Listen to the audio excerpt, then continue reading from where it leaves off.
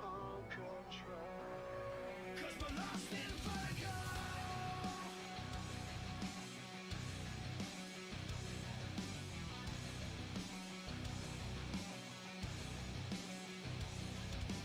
I won't wait it forever for something to change. Too weak to sever the ropes and the chains. The doors are all locked now, won't get in this time. Still trying to reach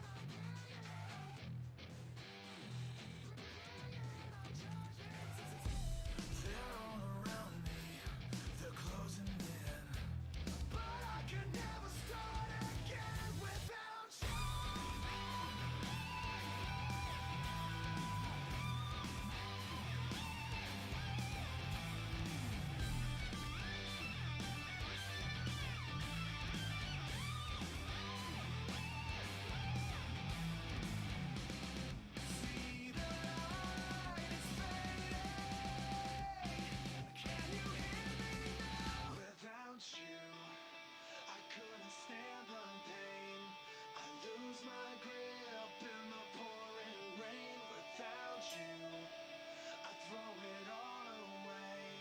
I never make it through another day. Without you, I couldn't stand the pain. I lose my grip in the pouring rain. Without you, I throw it all away. I never make it through another day. Without you.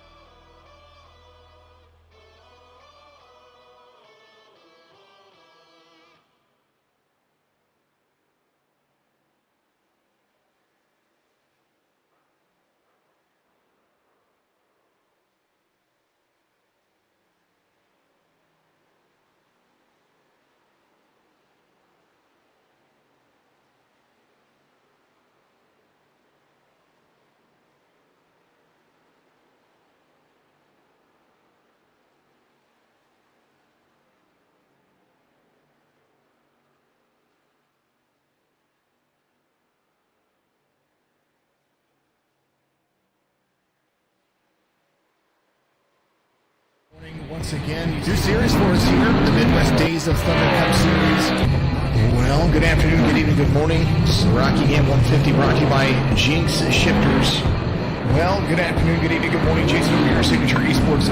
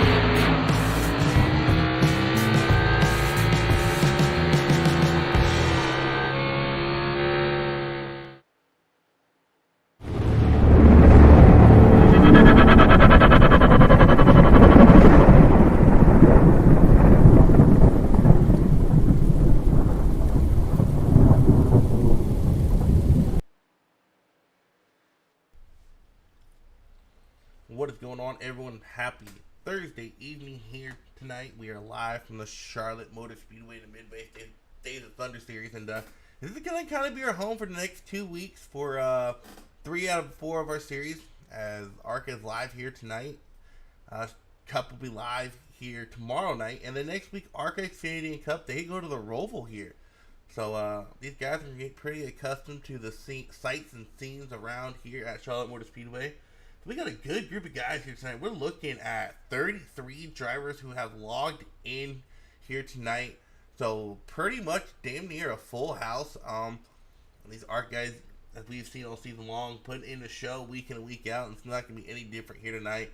Scheduled for 60 laps of racing here. Should be joined here in a bit by good old Thomas Stanley. But playoffs are coming. We are 2 races away from the playoffs, counting tonight. And it is becoming a race to get in. Just a reminder, top 16 do get in here in the Midwest Days of Thunder Truck Series. Current points leader is Joshua Banks, ahead of Jonathan Nance by 27 points with 4 wins to his record. We get down to the 16 drivers trying to make it in. Got a tight race for that 16th spot.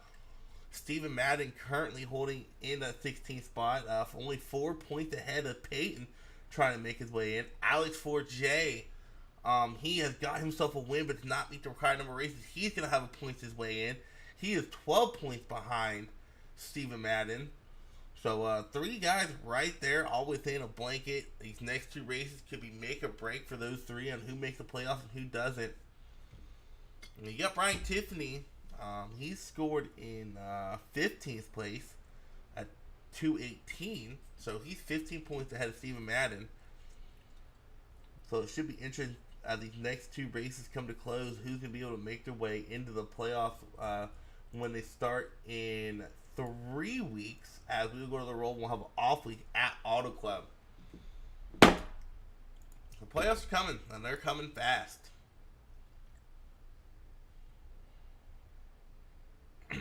These guys get their last few laps put in here tonight. About a minute and a half left for practice, and we go qualifying here at Charlotte.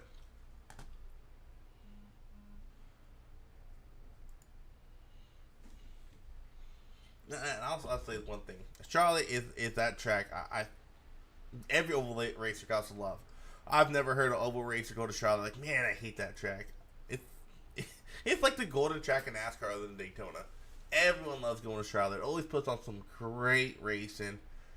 So we'll see. As if you've ever raced Charlotte, you've ever watched Charlotte, you know if we can get a long green flag running, it's managing these tires.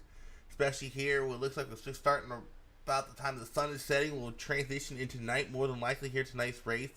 As we transition tonight, that track temperature cools down. It's going to tighten these cars up. So if you ain't managing these tires on a long run, we might be seeing some cars pancake the wall here tonight.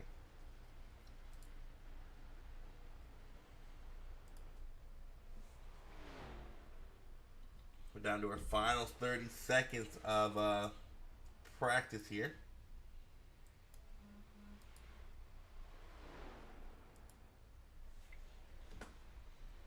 Everyone tune in. Go ahead and pick your favorite driver here tonight. I know it's a little bit early. We only got 5 viewers in. I know we got the real life truck race going on. So everyone tune in here tonight instead of watching the truck race. I gladly appreciate it. You might be watching both. I know I can't.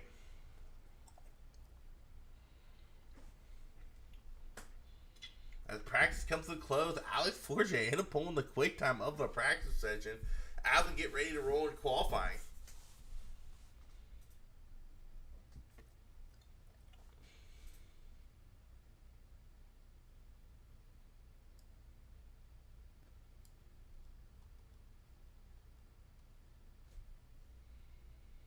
Looks like we got Jason Messia out on track. Gonna get some laps in here tonight. For qualifying, I should say.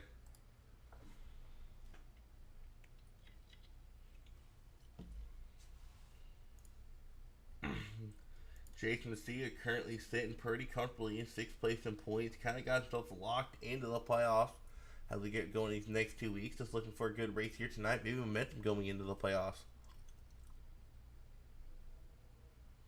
As this will be the first season here in the Midwest Seasons under Arca Series. We have multiple races in each round. We've done it with Cup in the season pass, and this is the first time it's gonna be implemented into the Xfinity and Cup Arca Series, I should say.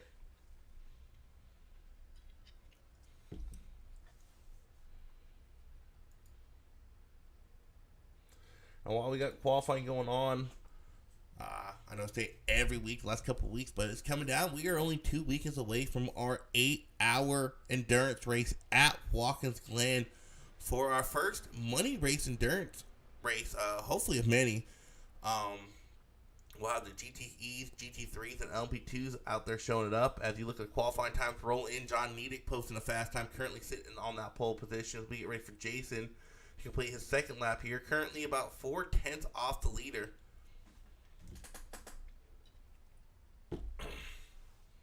Oh, is he going to get into the outside wall coming off of 4, and that's not going to count.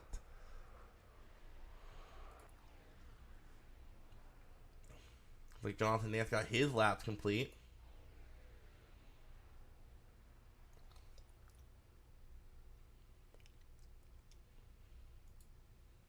The 93 of Matthew Richmond rolls out to get his 2 qualifying laps put in here.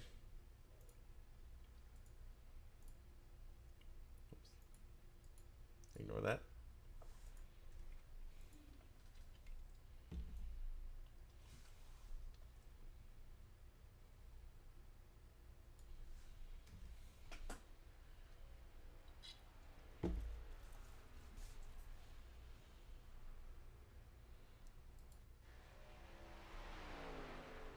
Alex 4J steals that pole from Nidic with his second lap as Banks gets a little bit faster.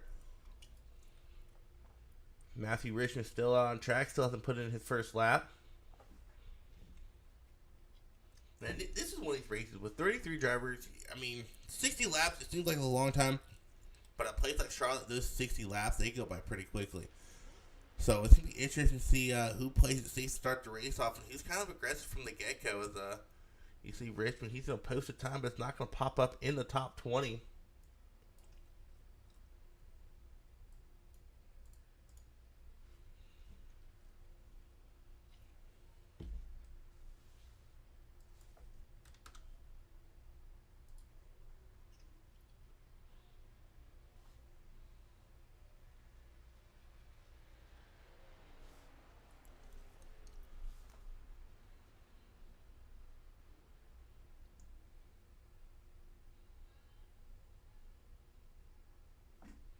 Slow down that ticker at the top. I think it's going way too fast. I can't even read the names on it.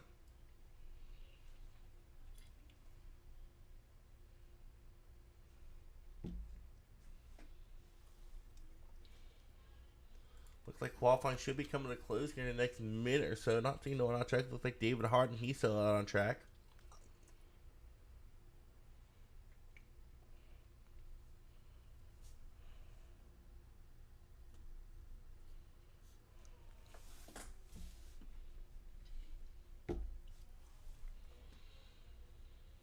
Like David Harden will come to a stop, and we'll have to just wait for the timer to run out here in qualifying, as everyone who has wanted to put in a lap has put in a lap. And as I say, it looks like the 77's coming out on track.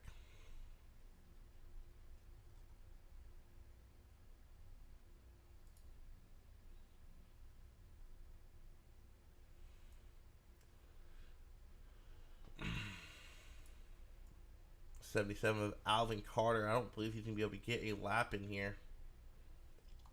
If not, the time runs out. Let's go ahead and take a look at the starting grid here tonight. As Alex 4J able to squeak out the 80 machine, Johnny Nidic to get that pole position. They'll start 1-2 in the front row. Row 2, you got Nathaniel Tallman and Joshua Banks. Row 3, you got Bo Dinger and Kobe Sutphin. Row 4, you'll have Jonathan Nance and Chase Harden. Row 5, to round out your top 10, Adam Lideking and Joseph Jara. Row 6, Kyle Martin and Matthew Richmond. Row 7, Jared McCauley and Josh Fassbender. Row 6, Row 8, JP Schneider, Steve Madden. Row 9, you got Ty Blake and Jason Racia. Row 10, David Harden and Nick Joyner. Row 11, Joshua Connor and Max Matrice. Row 12, Jonathan Stevens and Draco. Row 13, Peyton Harden and Brett Dempsey. Peyton Harden, if he's going to make his play in the playoffs, he has his work cut out for him here tonight. He's going to have to get a good finish to make his way in. Row 14, Tony Edrington, Corey Bradley. Row 20, lost count, Kevin Jordan, Brandon Hughes, everyone's favorite Arca and truck driver.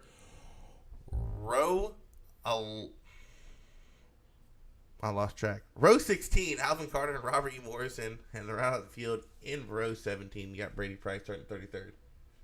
Too many drivers. I lost track where we're at in the rows. As before we grid, let's go ahead and take a quick look at the race info. Here at Charlotte Motor Speedway, a mile and a half track, 77 degrees outside, track temperature a cool 79 degrees. We might see that drop a little bit there. So, cool track temp to start this race off. Might produce some good tight racing and might produce a little bit of cautions.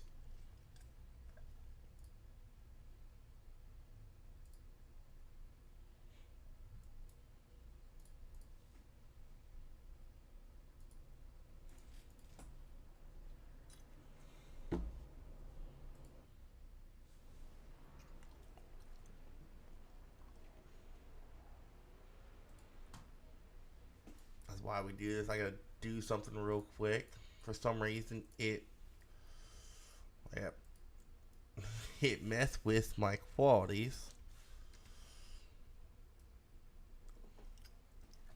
It updated, and I have some stuff checked that should be checked, and stuff unchecked that should be checked. So let me go ahead and adjust that so we have a good broadcast here tonight.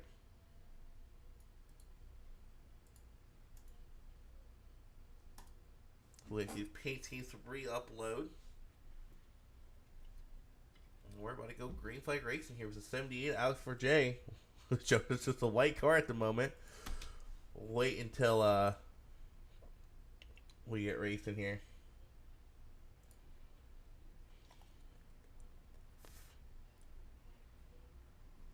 So I apologize for this. Usually I don't have to look over that stuff. It usually checks me. But we'll make it work anyways as we get ready to go to everyone's favorite starter, the Barney can. As these guys get ready for green flag racing here tonight at Charlotte Motor Speedway. Everyone getting a pretty good jump here. 77 we had to get shut down to the bottom there a little bit. Everyone keeps it rolling. Green flag racing we go. 78 getting up to an early lead here. Really early lead. As for some reason, my scoreboard is not showing properly, as the 78 should be your leader, and it is showing the 11 as our leader. But SDK has been having issues this week with their scoring, as caution's going to come out.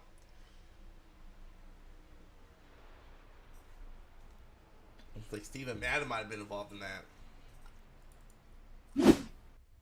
Go back and take a look if we can't see what happened here. Oh!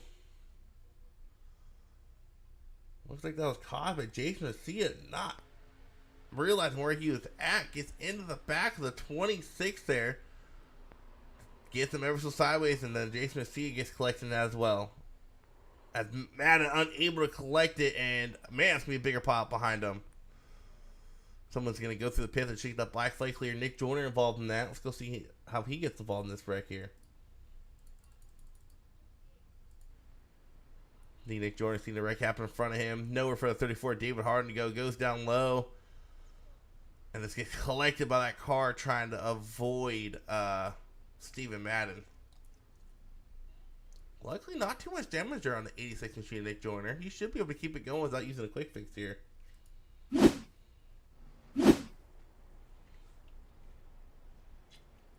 once again, I do apologize for the scoring issue here at SDK. It is nothing I can do at the moment. I believe this can be wrong as well.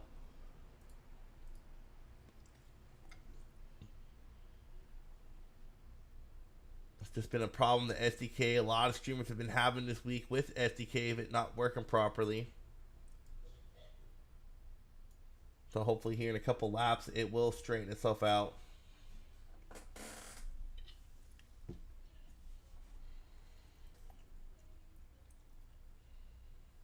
You have the 70 and then the 60 leading us to green flag racing.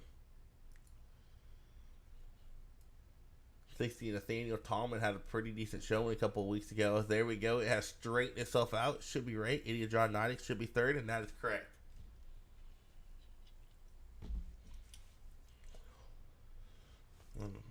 Let's talk about John Nidek. He left the league. He came back in. He's like, I'm going to go race for these Arca boys. He came back in the Arca series, has been up there up front, all the races he's in. Charlotte, one of his most favorite tracks. He loves racing here at Charlotte. As Thomas is in here. What's going on, Tommy? Oh, you know, figured I'd join you. Figured you'd join me. In the middle of spotting. Yeah, man, you missed it. I was talking about Charlotte. You know, I don't think I've ever talked to an oval driver that's come to Charlotte like, man, I hate this track. I don't know if you can hate Charlotte. Not that it's easy to drive, just because it's like one of the like notable races NASCAR puts on. Everyone that comes here loves racing here. I mean, I don't like racing here, Of course but you don't. I mean, as far as like, I just really am horrible at this track. But as far as a like prestige standpoint, you can't hate Charlotte. You really can't. I don't know, man. It don't matter what you put me in. You could put me in a dang go-kart. I'll love racing around this track. It's just so fun. And the tire saving here is different from a lot of the other mile and a half we go to. To be successful saving tires here, you got to kind of trail break your car going into 3 really from the get-go. From the drop of the green flag on any run, you got to get that trail brake going.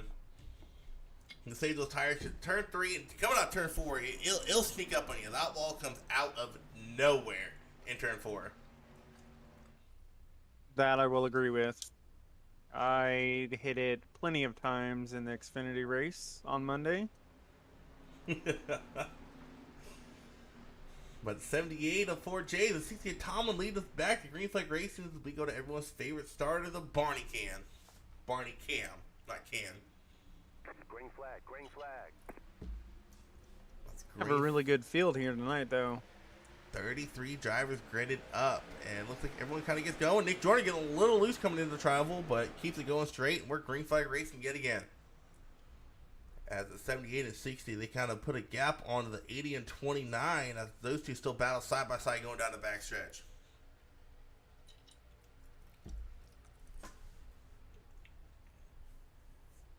The 29, he's going to go up to the high side of 3 and 4. Not necessarily where you want to be at. I prefer the low line and the high line of 1 and 2.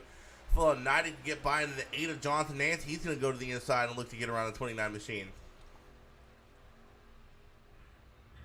It looks like he will have the 29 of putting. Stockton might have a run here, and he does. This is Kobe's first race this year with us. Yeah, he kind of dominated last season. He's been gone most of the season, and came back here tonight and trying to pick up where he left off at. With him and Nance battle side by side going into turn 1. We go check in. Let's go ahead and go check in on this 43 machine of Peyton Harden trying to make his way into the playoffs. Currently sitting just outside the top 16. Currently running in 18th place. He's got the 85 of Brett Dempsey, I believe that is. Look to his inside. Yeah, man, playoff, dude. We're getting down to it. We are 2 races away from the playoffs, counting tonight. Yeah, it's definitely turning into a good one. Yeah, how crucial do you feel to as the 60 looks to the inside of 78 for the lead going into turn 3 here? How crucial is it to get some good finishes going into the playoffs, to really some momentum and really a mental booster? Like, hey, I've had a good run of races, going into the playoff. Because I know if you're leading the points and you have, let's say, 3 straight races where you just don't finish well, it eats at you mentally. And you go into a race with a lot of self-doubt. You look at the 60 of Tallman is going to pass the 78. The 78 might be able to get a run here off the corner if you run a little bit higher up. But it really eats at you. If you go into the playoffs with some bad runs, some 15th, 20th place finishes, how crucial is it to get those good finishes going into the playoff? Taking it from me, I've the past 3 Xfinity races, I've kind of had real poor showings, and I've dropped in the standings, and I definitely want to be on the right direction going into the playoffs. I don't know about everyone else. It plays a big thing on me. That if I went to Jonathan Nance while you were talking. Someone in the chat asked where Jonathan was, so I was about to talk about him. And that really started coming off of turn 2 there. Between Jonathan and the 84 as we go ahead and watch his back. Yep, that was the 84's second time scraping the wall. This time he had someone on the inside of him. Oh, he was just stuck on that wall, went to go pull the car off, came down, and a little bit of netcode had help with that, but Jonathan Nance, unfortunately, wrong place, wrong time, loses his bumper, and then it magically reappears. So, that should be interesting to see how that works out. You jinxed him, Susan. You asked where he's at. I want to go give him some spotlight, and he kind of got involved in a wreck there.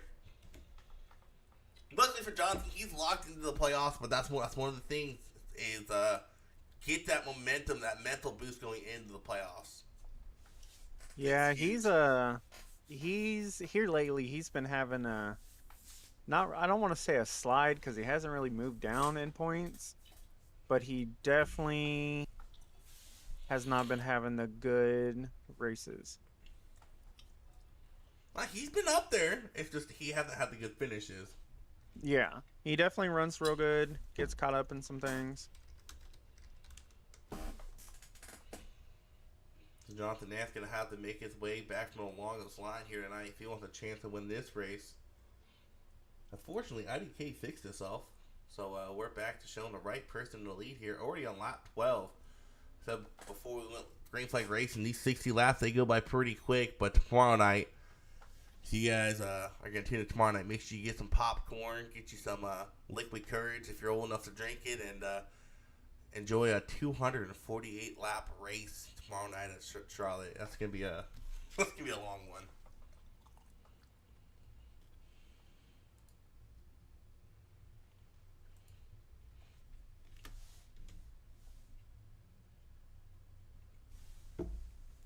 As looking at the field real quick, Adam Leideke has snuck his way into the top 5. Started P9, not usually where we see him at. We usually see him up front, so he's got to make his way up into the top 5. Currently running in the 4th spot. And then we go to the 95 of Kevin Jordan, up 21 spots from where he started. Yeah, he's definitely on the move. He here lately, Kevin Jordan, I will say, has he's been throwing down the gauntlet for consistency. Yeah, and he's running in P8, so he had plenty of room to gain. Another guy's up a lot of spots. He came to pit lane with a 42 of Brady Price. He was up 21 spots, running 13th before he came to pit lane. But he must be thinking about getting some fresh tires here, maybe hoping for a long run as he'll have to fresh the tires out on track. Yep, that's exactly who I'm spotting for. And I told him to go ahead. Yep. That's why he pitted, because he had a horrible spotter. I told him with him not really knowing the track too well, in the Arca cars, I feel like it would be good for him just kind of get some laps behind people, staying clean, being able to work his way up there.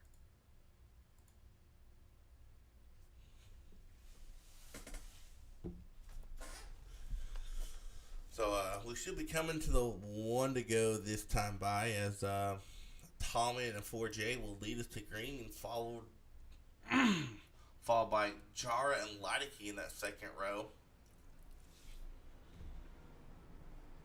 I will say, people did not disappoint with the paint schemes for being a crown jewel race tonight. Thank you. That's the word I was looking for earlier, trying to describe Charlotte.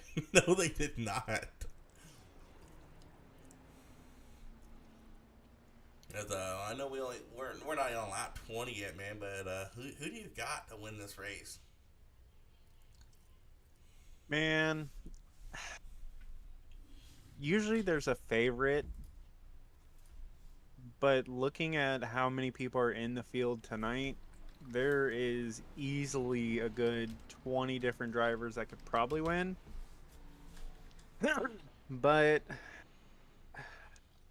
I'm gonna have to stick with my boy and go with Banks. I have a hard time just not saying that he's gonna get up there. Yeah, Banksy disappointed me tonight not running the Macro Tools paint scheme. He better not finish in top 3. I'm gonna give him some crap for it, but I'm gonna have to go with 80 machine at 90 just because I know how fast he is here at Charlotte Motor Speedway. I know how well he knows how to save tires here, so I'm gonna have to go with the 80. He recently just pitched for some fresh tires, and I mean he got some work cut out for him. Restart in 17th place, but if there's anyone to make his way from the middle of the field to get it done, it's the 80 machine. Yeah, John is John, I don't want to call him my sleeper pick because I mean he's just so good at every track that he races on. He just kind of gets caught up in people's mistakes. But something about Charlotte and him clicks so well together. Yeah, I don't know. I mean, he's fast everywhere. So it seems like when we go to Charlotte, he's one of the faster guys up there as we get ready to go green flag racing here on lap 15. Go ahead and watch the starter cam as this restart unfolds here. Green flag race, and oh, the 29 getting a little loose on that restart, and it caused a bundle of cars to get slower up to speed in the back, but everyone keeps it going. That was, wow. That 29 got really loose there. Back to the front we go. We got the 60, 78 out front. Now, 78 has, if you ask me, the preferred restart line on a restart. That outside line, as you see him, he's almost clear. The 60 couldn't quite get it as he rolls through the corner. I mean, he was clear. He just didn't take it. Smart move by 4J, not wanting to get spun here early on. But they're still side by side at the start-finish line. 4J leads that lap by. Not a battle for the lead, but you got a nice battle heating up from like 15th on back. Yeah, 4J lost a lot of momentum rolling through that corner, and it's going to allow the 60 to kind of pull away here. And a lot of the 94 of Jar to peek to the inside, but 78 able to get a good drive off there.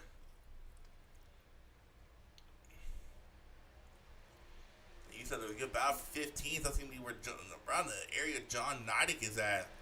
Actually, he's currently in 15th place. It looks like the 22. He's must be struggling. I don't know if he pitted or not, but he just cannot get the car settled down. From what I've seen. Yeah, he just lost about 4 positions off of turn 2 alone. He's about to lose some more. The 97 on 11 coming into play here.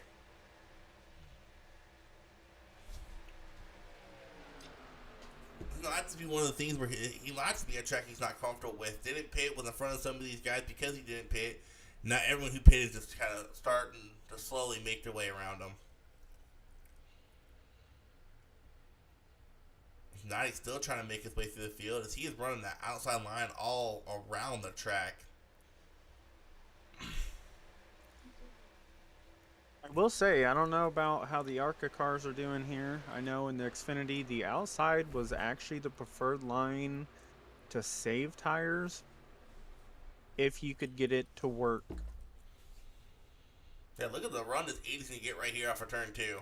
Ooh, we got a car on the wall in front of him, and somehow him and the 420 make it through that. I thought for sure the 80 was about to get spun there, but 420. Oh, the 39 gets in the back of the 420. Caution's going to come out. I'm not sure how that all unfolded. Let's go ahead and go back and watch it. The 40 of Draco just gets spun there. Yeah, but it looks like he definitely slowed up a lot more than probably O'Connor was thinking.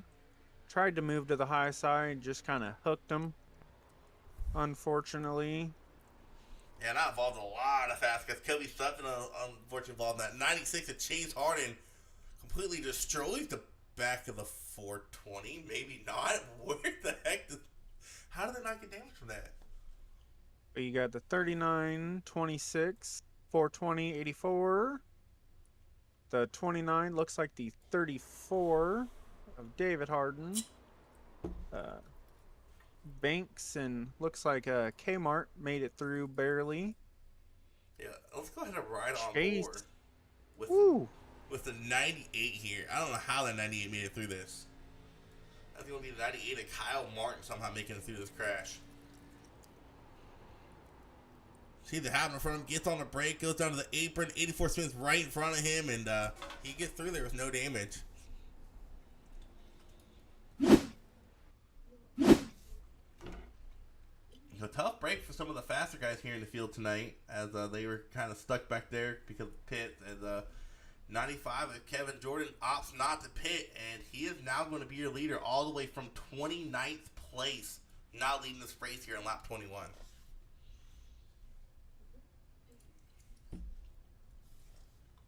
Say, Chase Harden, he macked him. That was a hard hit. Yeah, and there's no damage. Like, not that I've seen, at least. I was going to say, none on mine.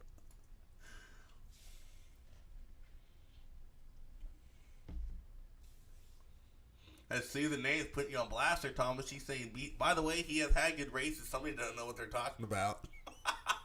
Trust me, I watch him all the time. He usually gets the broadcast curse from his team owner, and then he always gets caught up.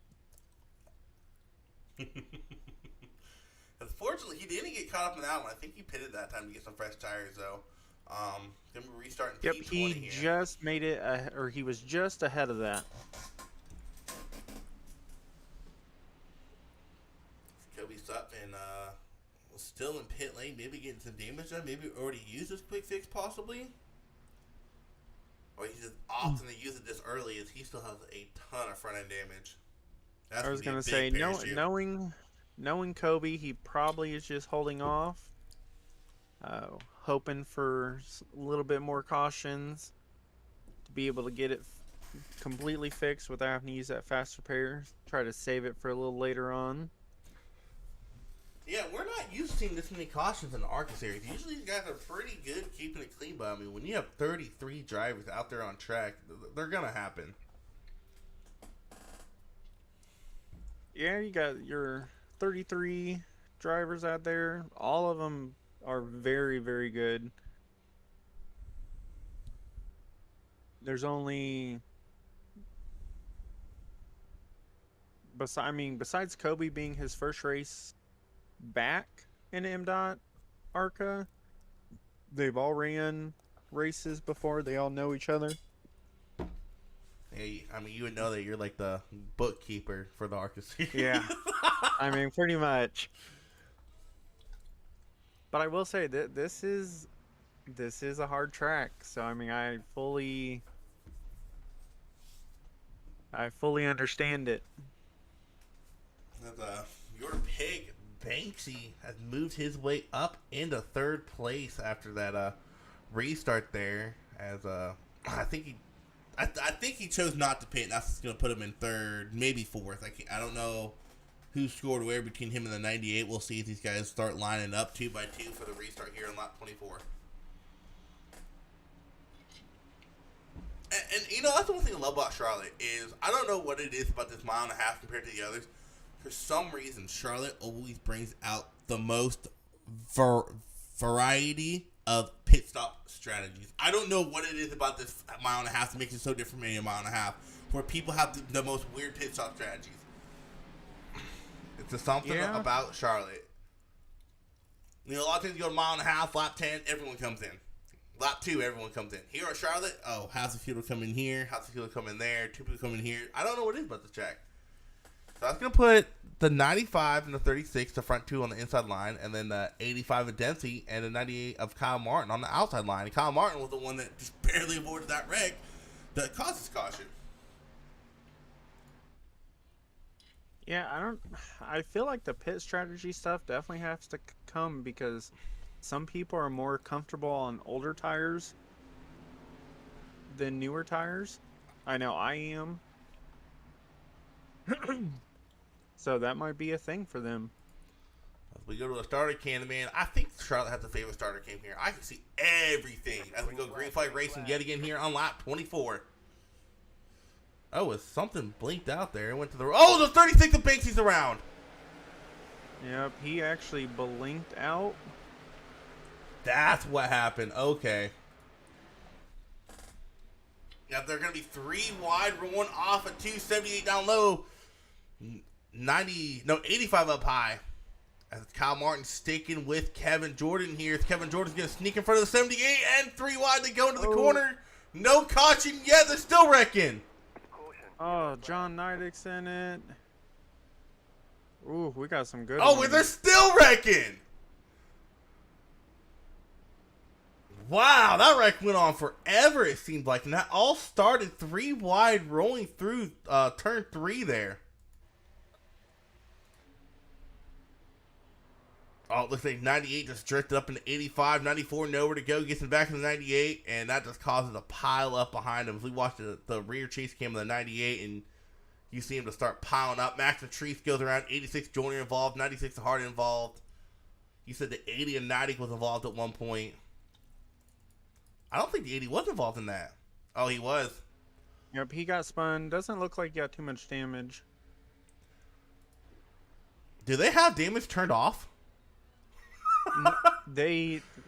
I have no idea. I wouldn't think so. I mean, he hit that wall a ton. I'm not seeing no damage on the 80 car. That would be his left front. Let's go ahead and take a look at the left front camera. Yeah, I'm not seeing no Ooh. damage. I went back and looked at Kyle Martin in 85. It actually looked like Kyle Martin netcoded, which was major netcode from the 70 to shoot him straight up.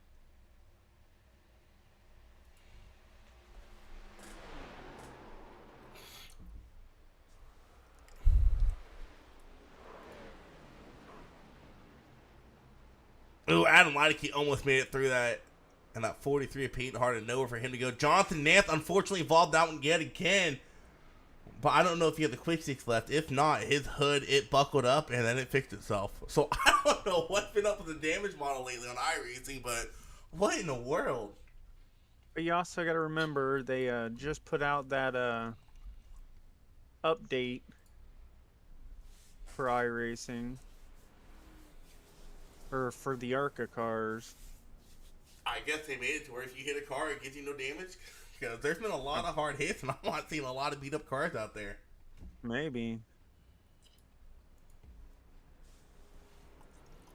But 78 of 4J back in the lead, and 60 is back in second place. So top five kind of back to where they were at the start of the race, as we should be getting a one to go here this time by. As we'll restart on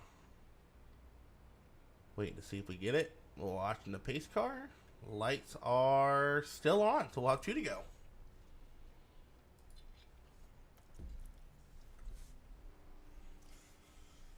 I tell you what, Thomas, I'm waiting for that day where they do a silent update to where they make the pace car not invisible no more. They make the blue cone do a ton of damage to your car. I'm waiting I mean, for the blue cone already does some pretty good damage if you ain't careful. No, it doesn't. I was on some tracks it will, trust me. I've hit it and it's literally ripped off my front bumper. I saw that. What was it, Talladega? Me and Angel did a Talladega race and he hit the cone, it stuck in his car and slowed him down so much on the restart. So I think Banksy might have blinked out of the server as he's being scored 3 laps down. Luckily for Banksy is the points leader. But with Nance still in the race and able to get a good finish here tonight, Nance might take over that points lead. Yeah, he definitely might. Currently, Joshua Banks is scored in 31st place. Man, there's so many cars, I'm going to have to go to the ticker. I can't use the tower here tonight. I don't know. It's weird for me having to scroll down as many times as I do. I will say, though, everyone's on the lead lap so far, except for Chase Harden, Joshua Banks, and Jason Rassi, right? Did you say that? Let's see, I think all three of those drivers have disconnected from the server. Yeah. It looks like Joseph also lost, so he dropped out in that number 94 McDonald's car. Did he lose packets? Yep, he lost packets too, which really... that's a tough break because he was running up in the top 5. Yep. Tough So break. as it sits right now, we got Banks, Harden, Joseph, all started within the top 10, and they are all out. Man, I swear, sometimes when, I know I'm going to get heat for this, but when games put out updates, they ruin more stuff than they fix. And I think that's what we're seeing here tonight. I think the update was just done today, correct? Yeah. Yes. So, I mean, there's obviously some issues caused by the updates. I mean, we see that all the time. It don't matter if you're playing iRacing or a game created by mom and pop shop. Every time there's an update put out, it seems like they break more stuff than they fix. So we're definitely seeing it here tonight, seeing cars that should have damage that don't, seeing guys who lose packets who usually don't.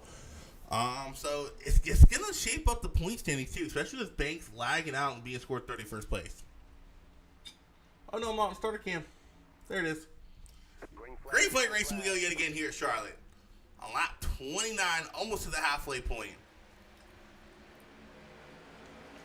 All right, Thomas, your pick lagged out. You're going to have to pick a new one here in a bit.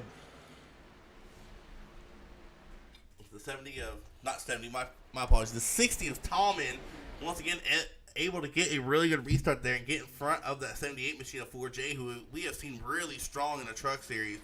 Hasn't raced as many Arca races as he has trucks, but when he is racing trucks, he is one of the faster guys, and we might see him collect a win here tonight.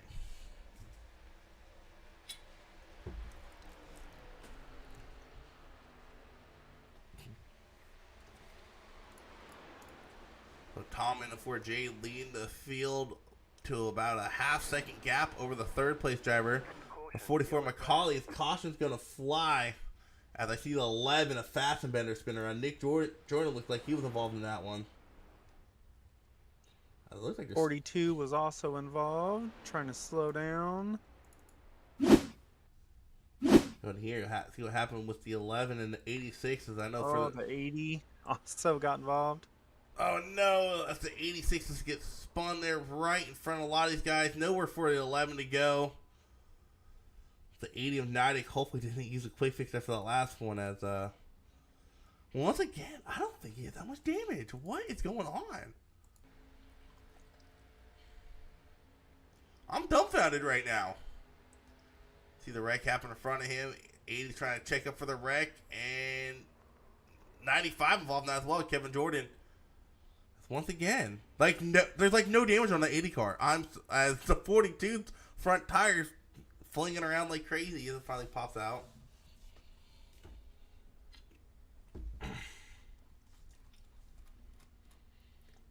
This is dumbfounding me. I've never seen so many wrecks happen to where cars aren't getting damaged. But hey, I mean, me and you both know what's about to go on Sunday night. I hope he keeps doing this just for Sunday night's sake. Yeah. It looks like the only one that took the most damage out of that was Mr. Peyton Harden. No, that 42 machine, he had his wheel flipping and flopping around his right front. Yep, he did. The only thing, that was the only damage on his car. I don't get it, dude. Oh.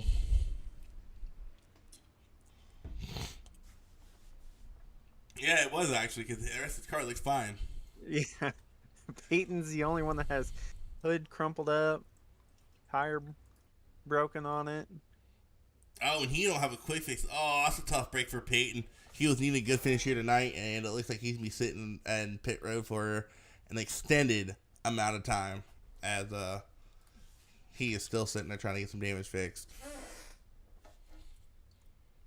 And you know what, Thomas? I gotta say one thing. With this damage being so weird here tonight, this is where having a real life spotter is so crucial. Because you're gonna smack that wall thinking you got a ton of damage, and then you're probably like, no, dude, you look clean. So I don't know if anyone here has a real life spotter. I can't see because my ticker's in the way. We have Matthew Richmond has one. Brady, of course, has me. Nance is using Gary, so kind of like a no in real life spotter. Little pun at Gary right there.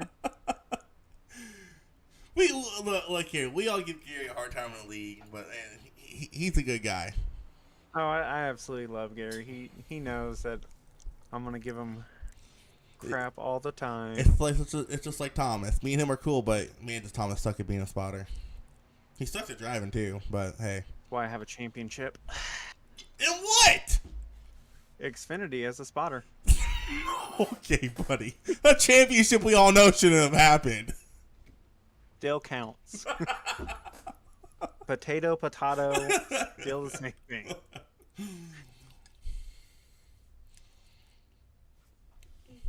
But I will agree with you. As a driver, no. Nope. Mm-mm. I will putt along in the back. You're like one of the guys that where you get an advantage having a no quick fix. If you're not near the cautions, they get involved in the damage. So you're like, hey, I have a clean car, no X's. I'm 5th place. Everyone else behind me who's been fast all race, they got damage. Exactly. See, that's how I make my spots up. Wait till everyone wrecks. Oh, well, that's the best way. That's the best way to make spots up. Strategy racing, right I there. was a receiver of those lucky spots gained at Dover. Somehow went from 12th to 4th in 2 laps. No, not 2 laps, 5 laps. While being 2 laps down, mind you not. Done that at New Hampshire when we had New Hampshire. Even Charlotte, I was ended up getting in a crash, getting my car fixed, finished 10th, 10 laps down. Hey, it's the top 10. So I mean, whatever, I'll take it. I wish I could have been at that race. I missed both the Crown Jewel races I wanted to race this season, and it's frustrating.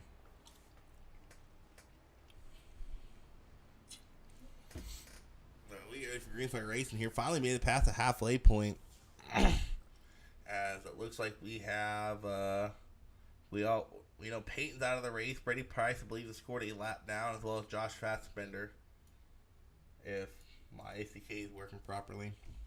Yep, both of them are just 1 lap down.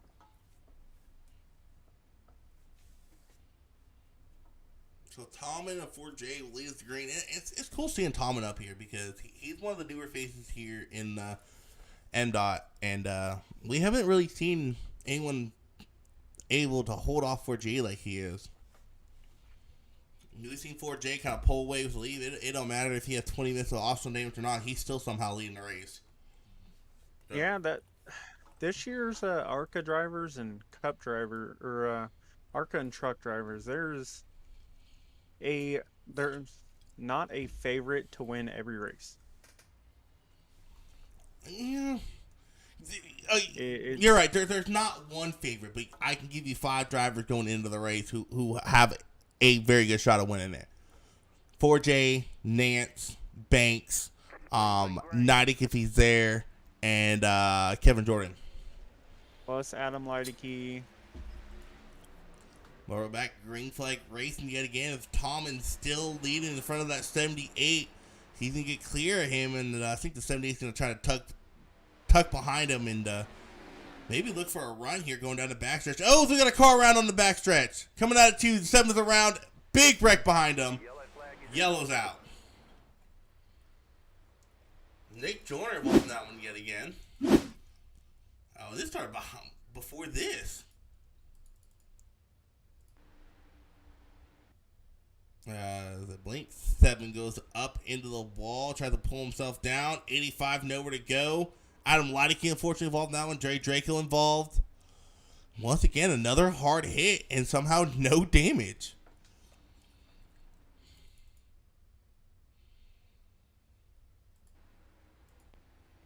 We'll watch the drama unfold behind him.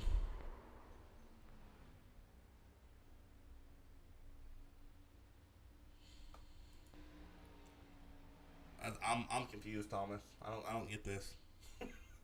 I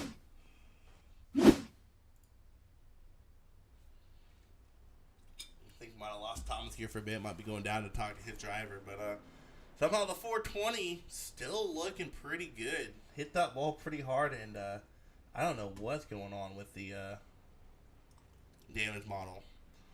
As while we're under caution, let's go ahead and pull in some drivers. Everyone wants to talk to Brandon. Let's go ahead and pull Brandon in. Hey, what's going on, Brandon? All right, how's it going? Hey, man, pulled you in here, man. Talk about the race, and from what I've been seeing here tonight, is this damage model is throwing me off because I'm seeing a lot of cars that should have damage that aren't getting the damage they should be having. And how do you think that's playing an effect on how this race is turning out? I'm not really sure. It's just kind of like chaos everywhere, and I'm just trying to stay out of it. Yeah, man, currently sitting there in P12, dude. How you liking the running here at Charlotte in these Arca cars? Well, it's kind of like a love-hate because when I'm pushing hard, I feel like I just get loose, and then when I'm at that nice spot, I just feel super slow. So we'll just see what we have here at the end, if we even have a car at the end. Well, I mean, if the damage model keeps up, you'll have a car. Because I'm seeing a lot of cars get damaged and then lose it right away. So it's throwing me off. All right, well, that sounds good for me, I guess. All right, man. Good luck the rest of your race. Yeah, appreciate y'all.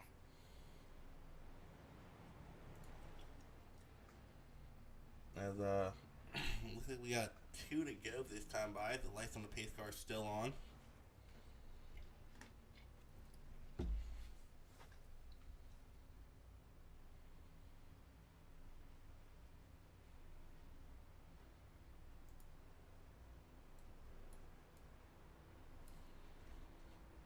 And Jonathan Nance commenting on YouTube, one of the talented drivers that can type and drive. You know, that's illegal in most states, text and driving. But hey, we're not on the streets, we're on a racetrack. Currently running in that 4th spot, trying to get himself another podium finish here this season, and look for a really good finish to try to take over that points lead from Joshua Banks. But Banks is still currently out of the race. I'll be back in. I still see him in Discord.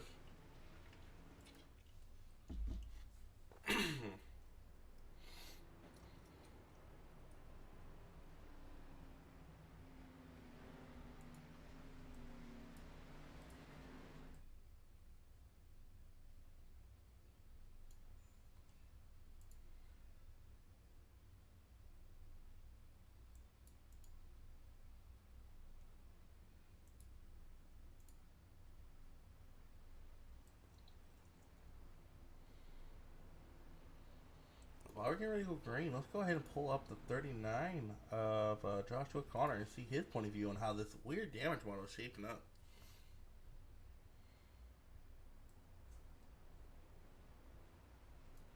Hey, what's going on, Joshua? I think the booth guy copy. Hey, what's going on, Isaac? Hey, man, I talked to good old Brandon Hughes there for a bit, and I thought I'd get your thoughts on this. It seems like tonight this damage model is doing some weird, funky stuff, as there's a lot of cars taking some hard hits and not getting the damage that they should be getting. You think that might be why the racing is producing so many cautions, because there's not as many torn-up cars as there should be? I mean, from what I'm seeing, it's mostly just kind of just negligence. I mean, I overdrove into somebody once. You know, it's just people are kind of just driving hard out there. Incidents are going to happen, but I definitely think that it's just hard racing, man. That's what I think. It's hard racing. Yeah. Now, have you experienced like getting damage when you should have, and somehow your damage disappears yet tonight, or have you not got that luck of the draw yet? Oh, the number 7 blinked into me, hit me. I got the 4X for it, but no damage, so I got lucky with that one. All right, man. Well, good luck the rest of the night, and let's hope we see you up in the top 5 where we usually see you at. All right, Isaac. I hope I can stay alive to get there. So. All right, man. Good luck. Appreciate it, man. I'm talking to good old Joshua Connor as we get ready for green flag racing yet again. With 21 to go when the green flag flies. 60 and 78, still your front row drivers. As I was talking to some drivers there, Thomas, about the damage model, and I don't think they've really realized what's going on. I think they go back and watch the replays. Because Connor was like, well, something blinked into me. Like, that's not what I was talking about, but all right. Yeah, that's I actually jumped down there, was talking to my team. They're all talking about the damage model and all that.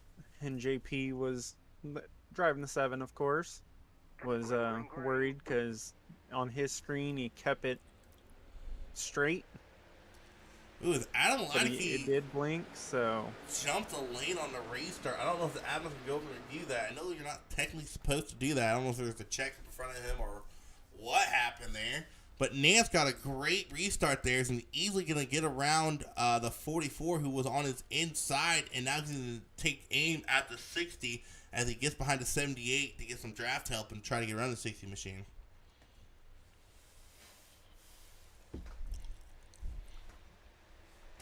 As this 78 and 60, they've been battling hard up for this lead all night. 20 to go this time by. And it's going to be interesting to see who ends up collecting this win between these two, because I would say the win, but who ends up finishing ahead of the other one, because these guys have been at it all night long. The yellow flag is out. The yellow flag is out. Looks like David Hart involved in this, and let's go back and look what happened. Kelby stuff into his inside. David just gets in the wall. One of the things where your car will not get off the wall. Pulls it off and down to the 26 he goes. There's some damage that should be there. All right, so it's not broken completely. it's not completely broken. As Steven Madden Thankfully. has a ton of damage. That front wheel is just hanging off for its life. for once out of what this is third wreck that he's been involved in, I think he finally might have used that quick fix. and it finally has damage.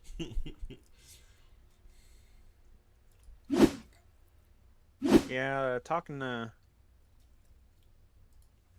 the TMJ guys down there and Banks, he lost all frames per second. He went all the way down to 2 Hey, that's normal. on that restart. So he spun himself down, like just turned the wheel and gassed it to take himself out.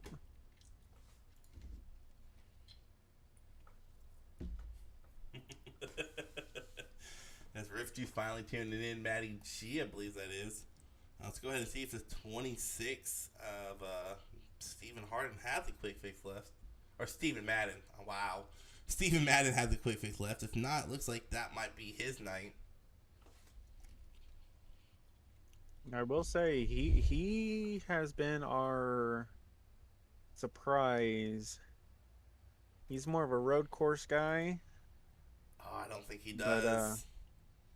But, nope, that Kia 26 machine, unfortunately, has used up his quick fix, and he is going to have to wait for that required repair to get done.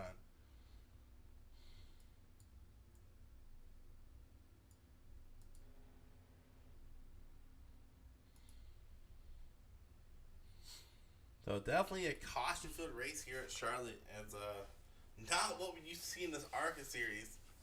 As it seems like the last couple of weeks, the Arca's been the one having problems with cautions, and the truck guys have been the one keeping it clean. So all season long, it's been the Arca guys. You know, green flag pit stops almost every race. Fuel mileage racing, tire saving, green flag runs, and the last 2 weeks have been pretty caution-filled. So definitely a change of pace what these guys are used to. Is I believe they're going to go green flag racing with about 16 to go, and hopefully they can keep it green for the final 16. As at this point, it's just down to who has the faster short run.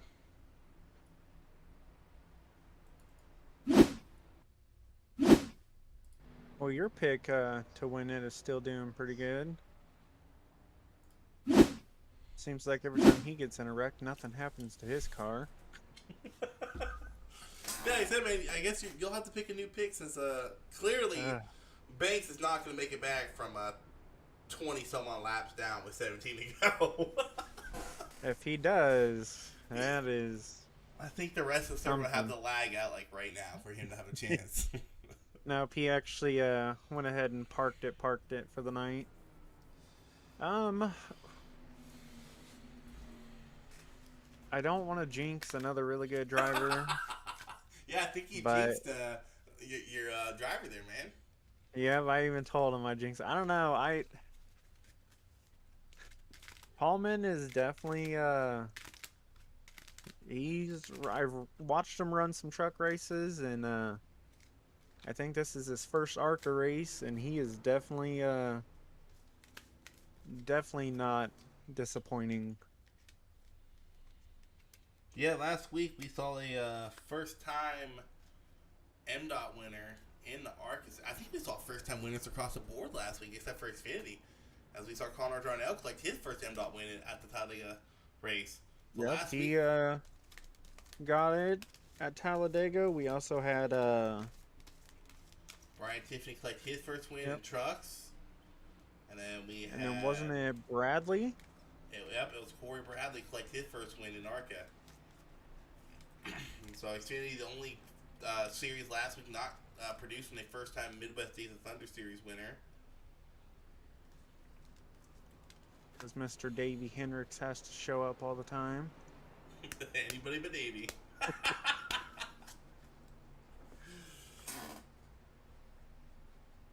The pace lights turn off. We're going to go green flag racing with 15 to go, and so hope this is the final caution of the race. And I know some of these drivers, they got to begin pretty frustrated, as well as the admins. No, we actually did have a first-time winner in Xfinity. Last Francisco. week. Yes. Francisco won. No, you cannot tell me Talladega's the first time winning a race here in Mdot. Yep, that is honestly his first time ever. No way. He never won an Arca? He never won an Arca. You're This is his first time ever winning. So JP, I don't know what happened to JP. He should still be in the race. He just might not be in the top 20. But Banks ended up getting the good old package loss. Thomas forgot to upload packets for him to use tonight, so he ended up losing too many packets to race with. And JP Schneider's still in the race somewhere. So we had a bunch of first-time winners last week. Okay. Yep, all across the board. We get ready for some Green more. flag, green Hopefully, the flag. last green flag we get here tonight. Hopefully, next flag we see is a checker flag. They all get going. It's Adam Leideke going to the inside again before the start finish line. But we keep it going green. It's a 60, 70 still bowing out. Jonathan Anson, that 8 machine peeking in there, trying to get around him. And we have fully transitioned over into night. And this track temp should be a little bit cooler than what it was when we first started the race. And if you're Nance, where do you go here? I mean, you got 2 cars who have been fast all night long in front of you. I mean, do you let them battle it out and use up the tires? Or you try to make it 3 wide and get that lead in that clean air? Because right now he's stuck in a bunch of dirty air. I mean, if I was Nance, I would probably push it a little harder. See if one of them make a mistake, which... Oh, that car on the wall off watched the Alex. turn 2. And everyone keeps it going. Green flag racing, we stay. As much as I've watched Alex, I don't think he's going to make a mistake. No, Alex makes very, very few mistakes. So, as the laps are taken down for them, these guys get a good finish. It was a 60, gets a little loose to roam through the middle, 1 and 2. It's going to open the door for Jonathan Anson. There's 3 wide back there near Kobe Suffin towards the back.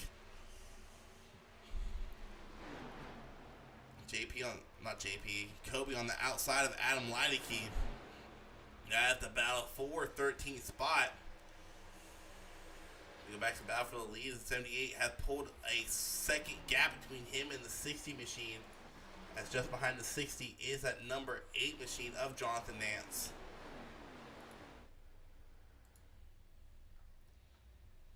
On the back stretch they go. And how about this 97 of Ty Blake? All the way up here in the top 5. Started 17th place, up 12 spots from where he started at. Looking for, I believe, what might be his first top 5 of the season. Yeah, he's a very good driver. I've actually watched him a couple times. He falls in that category of wrong place, wrong time, consistently. Oh yeah, I know all too much about that.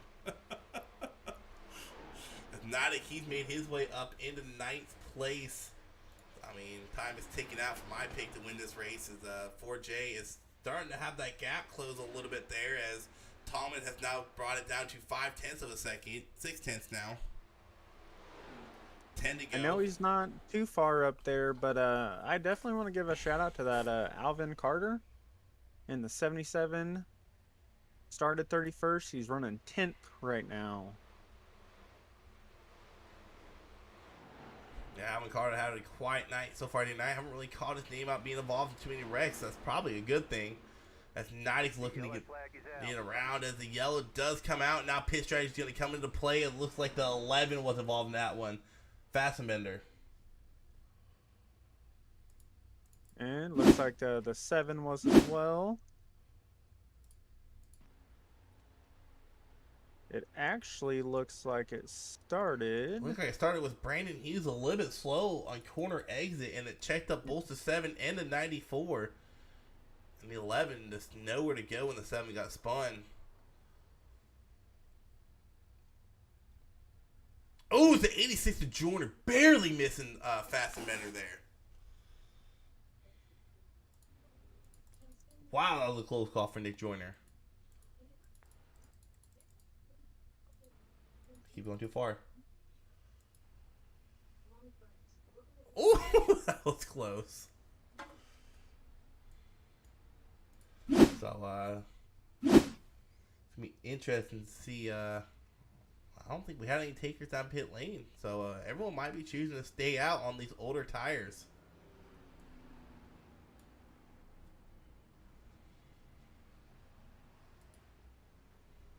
Looks like 26 is Steven Madden finally rejoining the race, multiple laps down.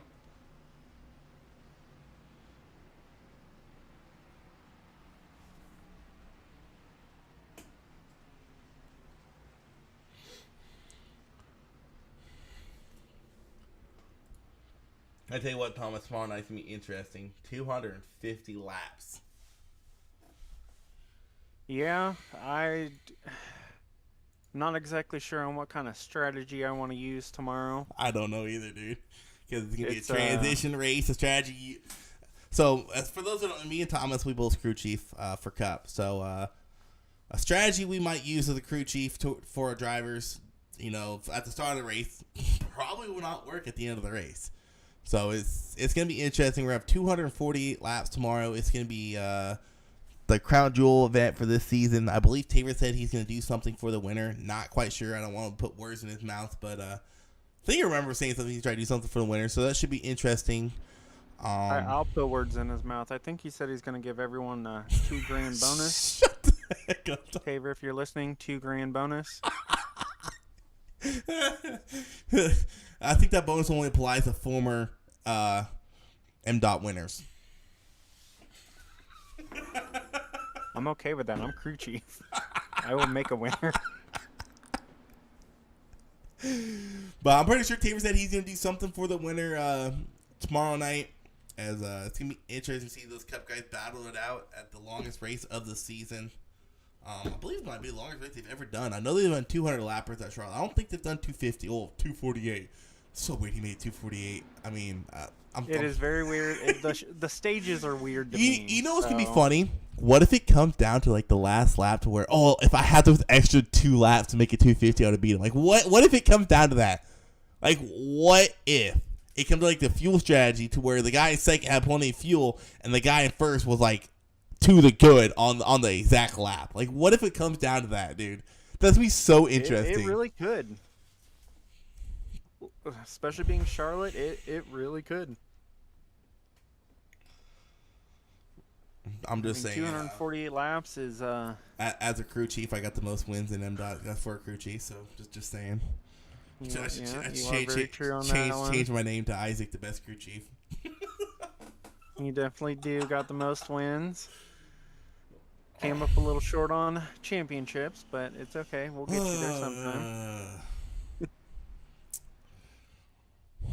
Yeah, Justin just needs to learn how to drive. No, I'm kidding. Justin's a good guy. It was funny because after the Richmond race, he was like, "Man, I'm so sorry, man." I'm like, "Dude, you're good. That was not our win to have. We were there to steal it at the end from Williams, so it's all good, man. We were just there to try to steal that win at the end of that race." But it looks like the lights on the pace car are off. We'll hopefully have just a 5-lap shootout here. Hopefully we do not got to use any of the green-white checkers, and it's go time. A lot of these drivers on older tires. No one really has fresh tires to make these cars stick. They're gonna be tight. It's gonna be interesting to see how this race plays out. It looks like when does the newest tire, the freshest tires in the top 10 is Nidec. Ooh. Only by a little. Kobe's only on 12 lap old tires. Nidec's on 29. Everyone else is on 34. 5-lap shootout. With you saying Kobe's on 12 lap old tires, keep an eye on that 29 machine. That might be interesting. Yep, Kobe's on 12. Kyle Martin's on 12. I thought you said Kyle Larson for a second. I'm like, what? No. I wish. I wish.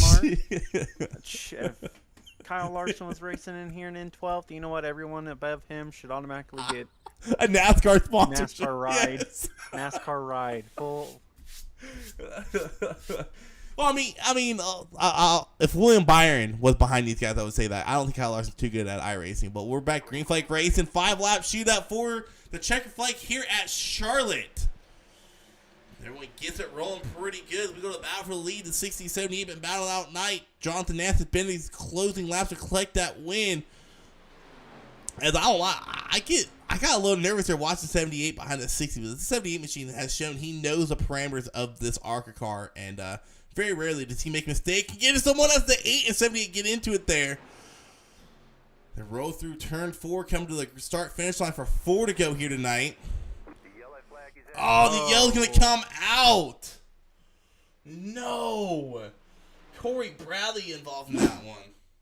Well, back to see what happened here with the 88. Last week's winner, Kyle Martin, kind of got... Not Kyle Martin. Kevin Jordan kind of got into him there, but I think... From what it looks like the 88... Coming from where... I'm going to place here in a second, but coming from where I'm at, watching this unfold in front of the 88, I think the 88 checked up a little bit here because he saw what was going on. And he didn't want to get involved in anything. And the 95, unfortunately, could not see what was going on in front of him. And, man, he took a hard hit to the outside wall. Even that didn't cause too much damage. The 45 took a pretty hard hit, too. 45 did. Ooh! 11 involved, Harding involved in that. Nick Jordan sneaking But through. 26 involved again. No, 26 minutes. Oh, nope. 26 is already out. So we'll go ahead and write clock review, and I'll break it down for those watching from the 88th point of view and what I see going on in front of me. If I was the one driving this car, because you see the 88 here going into the turn. Right here, you see it starting to get a little too tight through at racing. If I'm the 88, it's smart for him to back up here. I just don't think the 95 could see what was going on in front of him. The 95 couldn't see in time. 88 was just trying to check up, make sure he didn't get involved in anything, and Kevin Jordan, unfortunately, did not see what was going on. But nothing really 88 or 95 did wrong. They're just a racing deal. But it's going to bring us to our first attempt at a green white checkered here tonight.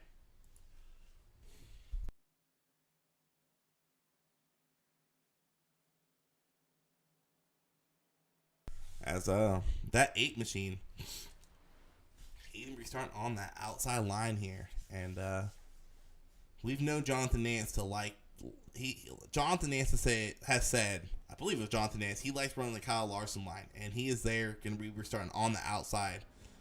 As I don't predict the future a lot, but I don't think the 60 is going to be able to hold off this 8 machine. It's going to be very interesting to see how this plays out. If you look back at the last couple restarts, though, that outside line has gotten the better jump. Well, you get a better runoff on the corners. I'm taking notes right now on what I'm going to tell my driver if he's in a lead coming to a late race restart. That outside lane gets a really good runoff here at Charlotte. It don't matter if you're in an Arca car, a truck, Xfinity car. It's just the runoff you get on a restart is insane here. Because you can hold it wide open going into one, even on older tires on a restart, and the run you get off that corner puts you in a perfect position to pull a crossover move off, get to that inside going into turn 3, which we might see here on the restart, and at that point you have the advantage. Correct me if I'm wrong. No, yeah, that is full on right. So I'm predicting it. Nance is going to get a runoff here on this restart. He is going to cross over to 60, and if the 60 does not put a massive block on him, Nance will be on the inside, and he's going to have the lead coming to the white flag. And at that point, it's a drag race. That's just what I'm predicting, what I'll do if I'm Nance's shoes. I'm getting the best runoff I've gotten all race on the outside line, crossing over the 60, going into turn 3, taking that inside line away, and running away from it as we go to the white flag.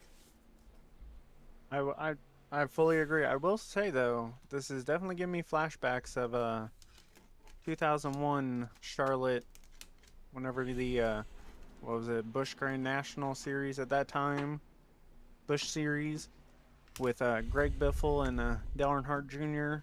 driving those identical cars right there in the Busch Series.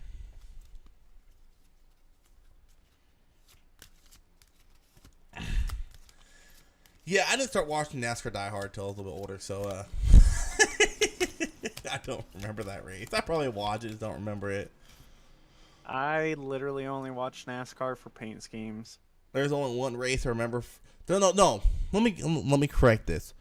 There is only a few races I remember from that season, and that's because it's probably engraved in everyone's head. Of course, everyone remembers the unfortunate events that happened at Daytona 2001. When Harvick won the race that season, in Senior's car, and when Parks got his first win for DEI later on that season. I remember those 3 races vividly. Yeah, they were pretty much back to back to back. They were. I would have to research it. I believe they are. Daytona. Yep. And the next race was Rockingham at the time. Which Park won. Parks won, and the next race was and then was Elena. Elena, which Harvick had that finish was amazing too between him and Gordon. That was an awesome finish. But yeah, I will say, I don't think anyone could have scripted better to have Harvick and Jeff Gordon battle like that, especially with the battles of Earnhardt and Gordon had. Yeah, but we're getting ready to go green flag racing for hopefully the last time here tonight.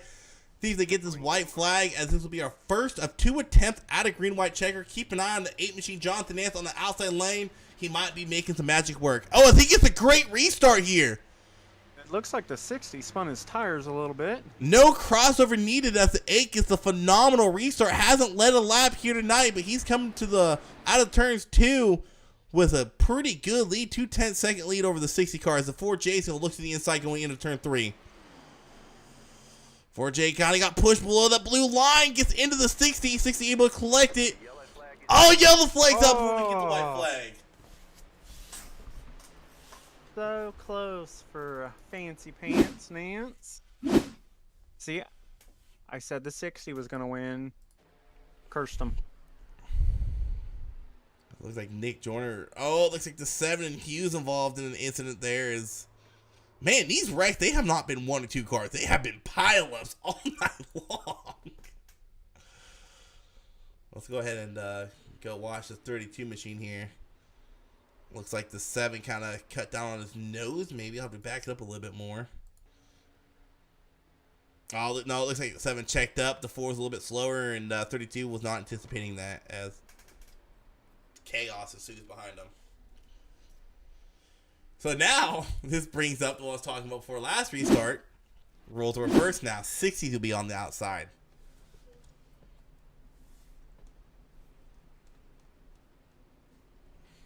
Let's go ahead and go back and watch this restart and see exactly what happened here with the 60. Let's go ahead and write cockpit view as they come to the green flag. Whoops, wrong car.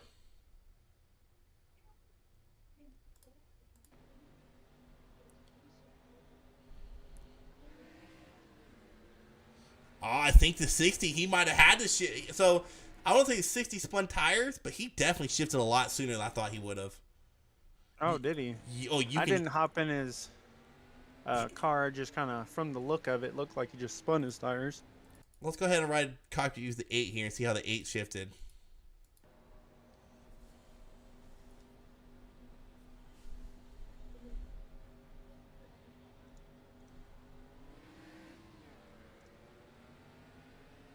I think the 8 just got on the gas a little bit harder.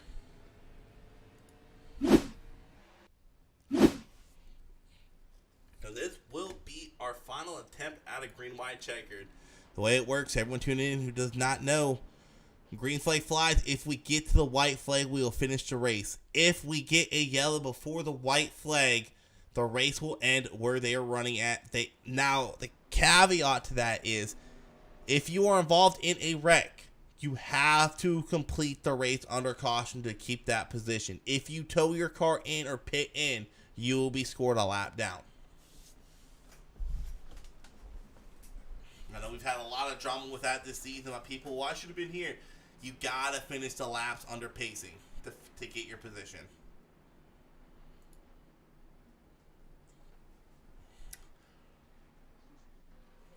This is gonna be interesting here. You got the 8 of Jonathan Nance, who's been quietly kind of sitting in that 3rd place position. You know, these last 20 laps, so finally able to get that lead.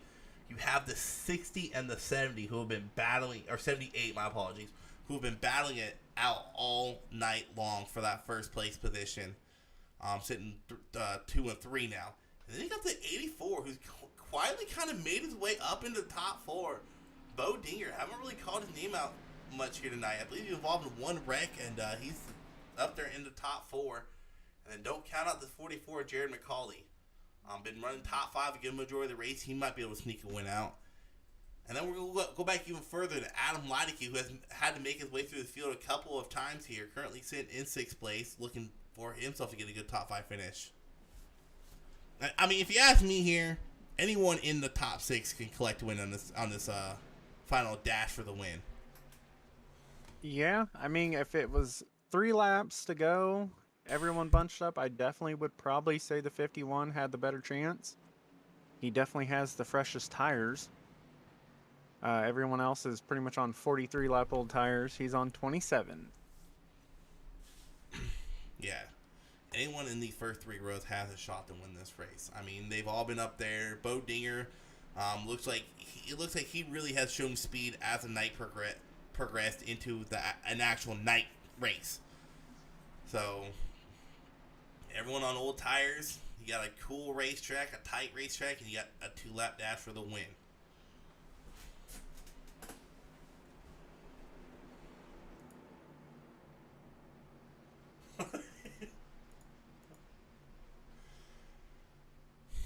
Question is, do we see a caution?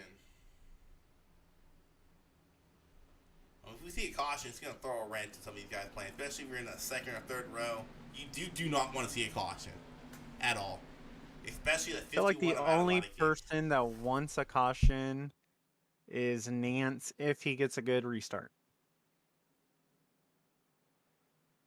Yeah, we've been going starter cam all night, but we're actually going to go TV camera for this restart here.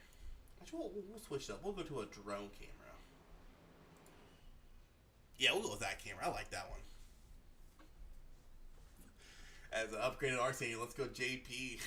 I don't know where JP's running at. JP Schneider running in 20th place. As you called him out earlier, Alvin Carter up 22 spots in P9 as they get ready to restart this race. Looking for the biggest mover award. As the pace car pulls off as we get ready to go green flag racing for the final time here tonight. Next flag will end the race. Green flag is gap out. in the back here. Even start between 8 and the 60. 84 got a pretty bad start to stack Adam Leideke up. Oh, is there going to be a wreck behind him? Can bring out the caution. The 8 of Jonathan Nance will win this race. Big wreck behind him.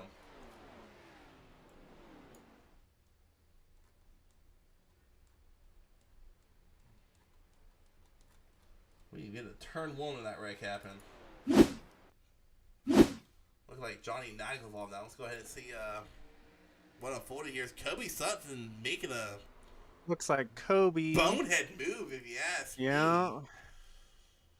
I mean, Kobe running a pretty clean race most of the night. Went to go put it 3 wide, got into the 97, getting into the 80, and it's going to cause mayhem behind him. Wow. Big mayhem. So Ooh, that 77 took a hard hit.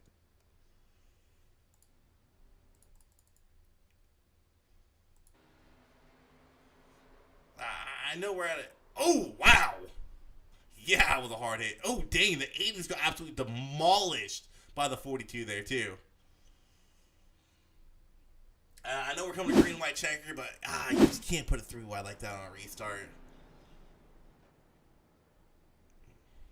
Jonathan Nance will collect his 2nd win of the season. I can't believe I'm saying it's only his 2nd win of the season. But as the 2nd in points, he needed this win. Oh, for sure. So Jonathan Nance will finish 2nd. Joshua Banks will finish... Oh, no, first, my bad. Joshua Banks will finish 31st. We might see a new points leader when points get updated. Going into the Charlotte Roval. And we're going Which that one should be pretty entertaining. So Nancy, the Fancy Pants, getting the 2nd win of the season. I can't believe I'm saying it's only his 2nd win. The amount of times I've interviewed this guy, I cannot believe I'm saying it's only your 2nd win of the season. But he gets it done here tonight at Charlotte. He is hands down one of the most consistent.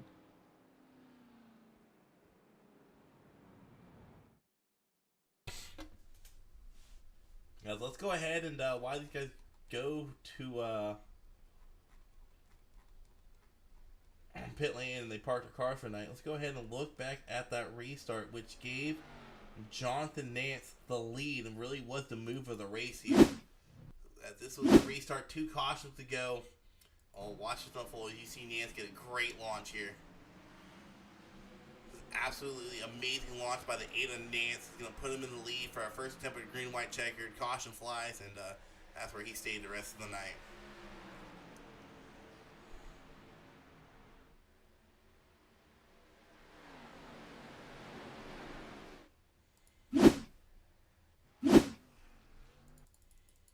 I gotta rewind it. I always like watching burnouts.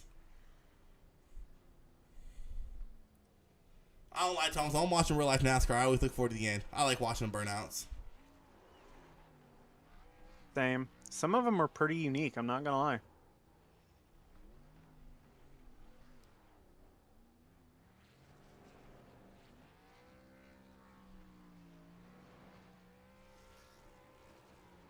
It's so weird seeing that white general tire on the tires. It throws me off.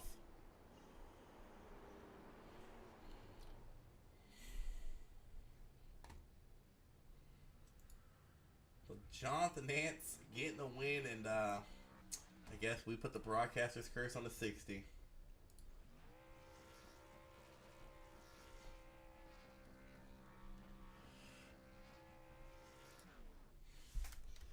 We'll wait for these guys to join the waiting room. You see Nance, Tom, and 4J being your podium finishes here tonight.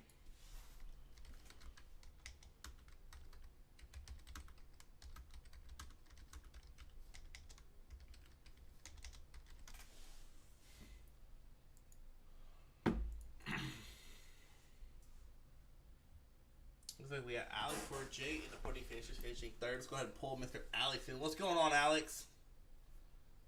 That was not a good race. I mean, come on, man. You got third. You had some amazing battles with the 60 all night long.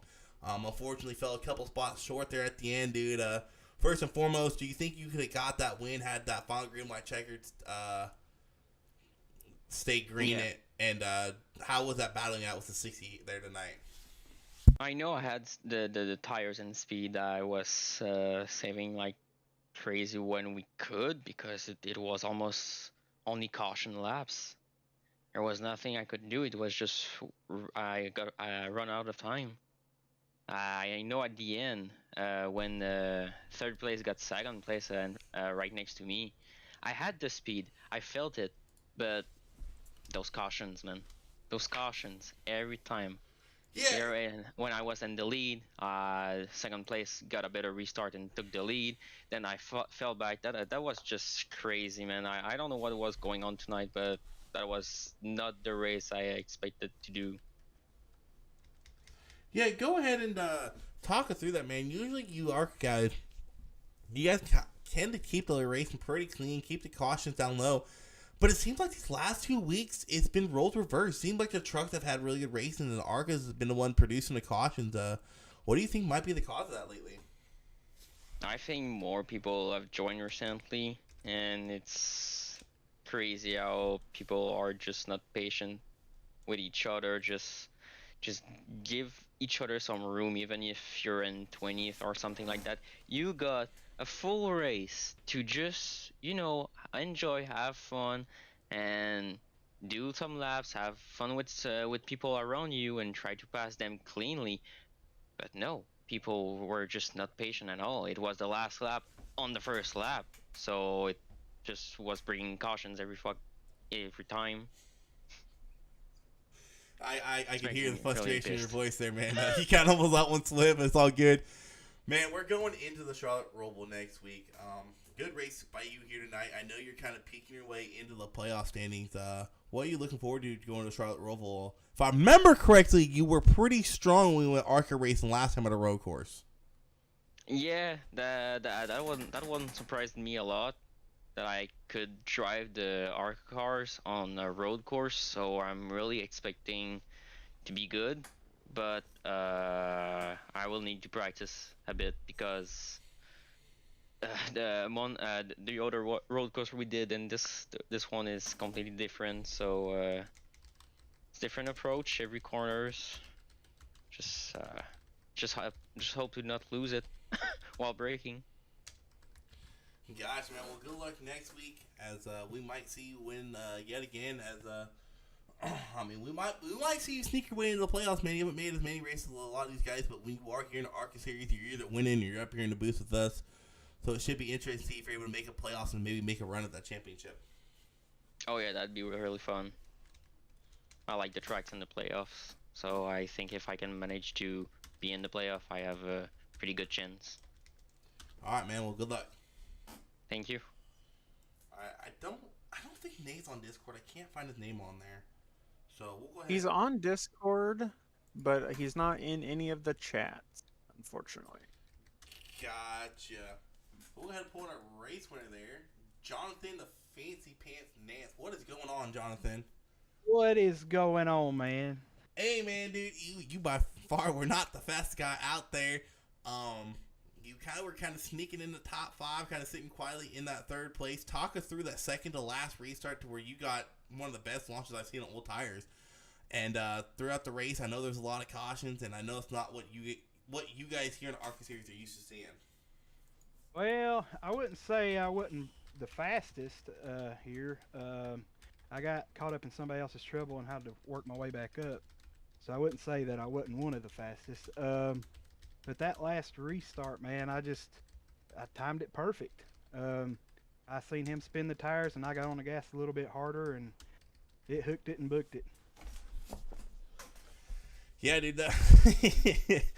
I was in the doing a broadcast, and I was talking to what I would do if I was in your spot, and talking about getting a good run off of turn 2, doing a crossover move. Was that your plan? Had you not got a good restart to pull a crossover going down the backstretch? Yeah, I told my spotter, the Sackinator, that I was like, every time we got to the top, I was like, all right, we're on the top. We'll get that run down the backstretch and get them going into 3. That was my intention the whole time. I hate starting on the bottom here. You get bogged down so bad. Yeah, I was hoping to watch this race play out on either one of the green-white checkers, see how you and the 60 race it out there, and see how race strategy will play out. But unfortunately, some other guys had other plans ahead of them. Bonehead moves were made, and I mean, it's been shocking to see you guys have so many cautions last 2 weeks. Hopefully, come playoff time, you guys are able to go back to what you guys were at. A bunch of green flag runs, bunch of tire saving, fuel saving. As we get going to the playoffs, man, I mean, I think this might put you in the points lead with Banksy having some connection issues, dude. How much of a mental boost is this getting a win so close to the playoffs starting? Right now, I'll be riding a high for a while. I've been kind of down in the dumps. I haven't been finishing where I've been running lately on account of different circumstances. I kind of felt like that the series owed me one, and it finally paid up this week. Not looking forward to next week. I'm not too keen on road courses. I got a lot of practice to do, especially through the playoffs. We got another one coming up. But the ovals, I plan on being pretty tough. All right, man. Let me just go back. Hang on, Isaac. I got a question. Go ahead. So, was it Susan that commented on the broadcast, Isaac? Yes. See, you better be telling your Susan Nance. I don't know if that's your wife or your, That's my mom. oh, Hey, your mom over here telling me that you haven't been running good. Came from his own mouth. We just heard it from the source. I'm still saying, well, I'm first in points now. I wouldn't say I wasn't running good. I've ran good. I just haven't finished good. Did they update the standings? No, not yet. But you're quite. probably locked in for sure. All right, well, Yeah. Congrats here on the win tonight, man. I know it's well needed going into the playoffs, dude, as you're one of the favorites going into the playoffs to make a run at that championship 4 race at Homestead, I believe it is. So good luck next week and good luck throughout the playoffs, and we'll probably see you again up here. I appreciate it. A few shout outs real Go ahead. quick. My nephews, of course, Addison, Luke, Connor, Jake, Lincoln. Got some family up here from Georgia. I'm in North Carolina. Got some family up from Georgia. Grandmama, Ernest, Tucker, and Missy. They're watching tonight. I want to say hey to them. And my mom and dad. My dad had some cancer treatment today, so hopefully he's feeling pretty good. But yeah, I appreciate you guys doing these broadcasts and everything. It's been a lot of fun doing this league, man. I really appreciate these guys putting this on. Couldn't ask for a better group of guys. All right, man. Once again, congratulations on your win, and look forward to see you guys do next week at Charlotte Roval, and hopefully we get back to that green flag racing we've been used to seeing all season long here in Arca Series as we head into the playoffs. Thank you. I'm gonna go do some more donuts. Go for it. Alright, next we'll go ahead and bring in our second place finisher. But let's go to a different camera angle real quick. We used to watch the donuts, but we'll hear the noise of it. Nate Tallman. What's going on, Nate? Hey, what's up, guys? Hey, man, you're kind of a newcomer here in Mdot. I have a horrible memory, but I don't really remember calling your name out too much, but you're definitely up front, all race wrong. Go ahead and talk us through that second to final restart there and how that 8 got such a good jump and what you feel like you might have done differently than him. I definitely got in the gas late there, but at the same time, I feel like the outside had the key advantage on the restarts the whole night. When the 78 took the lead and I was on the outside, I got by him like 3 or 4 times just from the outside. I joined the league today, so I didn't know about the rule about you couldn't pick your own line. I found that out on that last restart when I asked to start on the outside, and they were like no, which really sucked right there because I think that might have cost us a little bit. But again, my fault. I didn't get into the gas. I didn't get into the gas, and then I pinched the 87 off of there. And if that caution didn't come out, I think I might have had a shot with the 8 coming the 2 to go. Yeah, man, you come in here tonight. It might be your first race in. We've seen the 78. You know, he's been kind of the 78, 8, 36, and kind of the dominant 3 throughout the trucks and Arca series. And you're up there all race long battling on 78. Talk us through, you know, how fun that was with the 78 and the battles you guys put on throughout the night. Yeah, it was definitely fun to get up there with them. I did the truck Kansas race, and we were racing up there for a little bit, and then I got wrecked, and I was done for the race. But it was good to get out here in the Arca race and be able to get by them and actually pass them because I couldn't pass them in the truck race. But it was good and all. I wish the race would have kept going green because at the first run there, I think I pulled out to about second lead on them. Wish we would have kept going green. I think I would have had a good car there. All right, man. Well, congratulations on your second place finish here tonight. Fortunately, you're so late, you're gonna not be able to make the playoffs. So, man, talk us through your game plan as the playoffs do start here in the Arca series. You know, are we gonna see you, you know, maybe give a little bit leeway to the playoff drivers, or are you still gonna be up there trying to contend for a win?